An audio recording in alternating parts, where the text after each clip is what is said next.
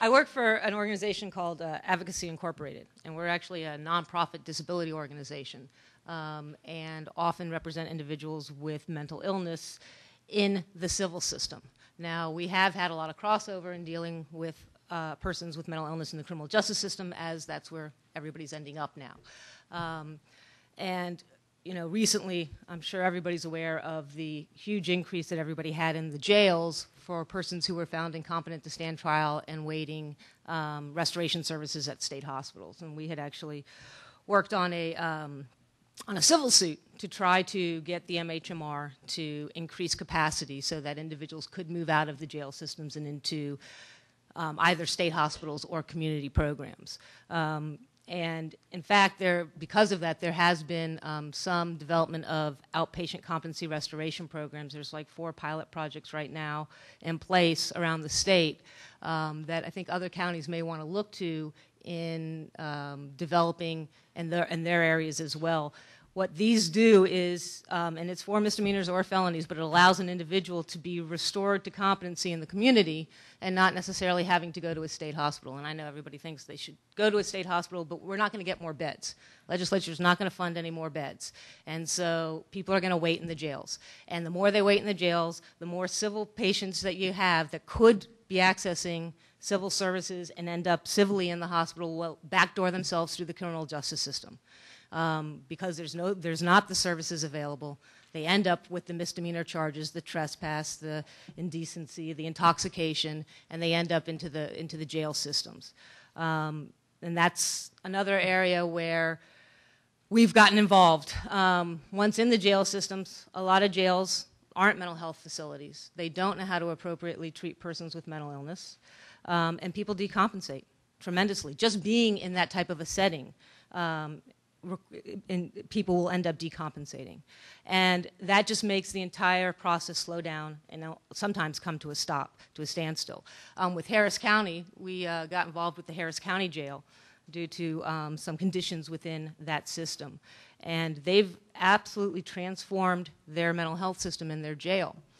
Currently, the people that go through their system in the Harris County Jail their recidivism rate, they're seeing a huge reduction because they're getting treated appropriately in the jail. They actually have contracted outside with a private psych facility for care for people who have decompensated significantly so that they don't sit there and just languish in jail. Because then often what happens is they get into fights with guards in jail and then they get more charges attached to them and then they end up turning it into a felony, and then they're gone. Then they're there forever. So, so a lot of work also needs to be done with the jails to ensure that the jails have appropriate mental health services. But the idea that I mean, there was the talk about diversion and the need for diversion, and diversion would be wonderful and great. I think MHMR currently serves 34% of the population that it's targeted to serve. And that population is like only 3 groups: severe schizophrenia, bipolar disorder, and depression with a GAF under 50, which means you're pretty depressed, you're not moving. And that's all they serve, and they can't even serve that full population.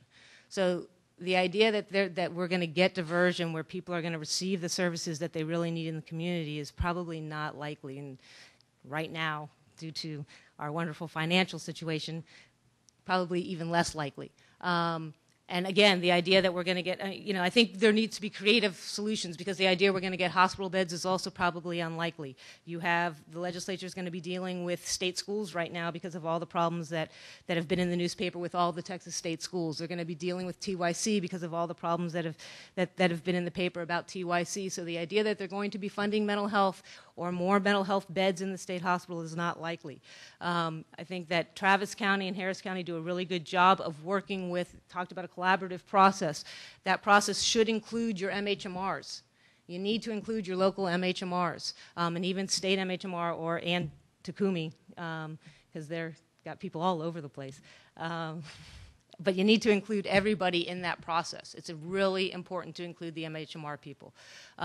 There's a lot of times that that I think as criminal defense attorneys, you don't know about the MHMR requirements, what they're required to provide for services for some of the individuals in the community.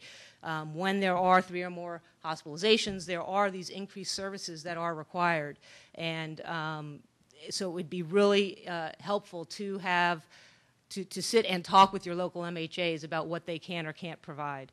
And then if you ever, advocacy does help in any civil matter. We don't get involved in criminal cases, but we do help with civil issues. And if anybody ever has a question with regard to the system, we're always available to talk and to provide technical assistance. Our phone number for anybody who's interested, because I don't know if it's in the packet or not, is 512-454-4816. One of the other things, too, is, I think that recently they've started to move a lot of the people who have been found incompetent out. The wait lists have gone down dramatically. That may change. So if it does, I think people need to be aware. When I filed the lawsuit, there was a case where a person was waiting in jail for 1.5 years just to be transferred over to a state hospital. And nothing was done. He just sat there. And when I took this, when I took the case civilly and named him as a plaintiff, they immediately, moved him out to moot out my case. But I think people, as attorneys, you need to be aware of what's going on within the jail. And once, once that order has been written, people need to ensure that they actually move, that their clients move to where they're supposed to go. Do writs. I mean, I ended up filing a couple of writs on clients that were sitting there to try to move them out. And, lo and behold, MHMR got them out. So there are other techniques to try to get them out quicker. I mean, it does move other people up to tops of the list, but people shouldn't wait around in jail for 1.5 years to receive appropriate services. So.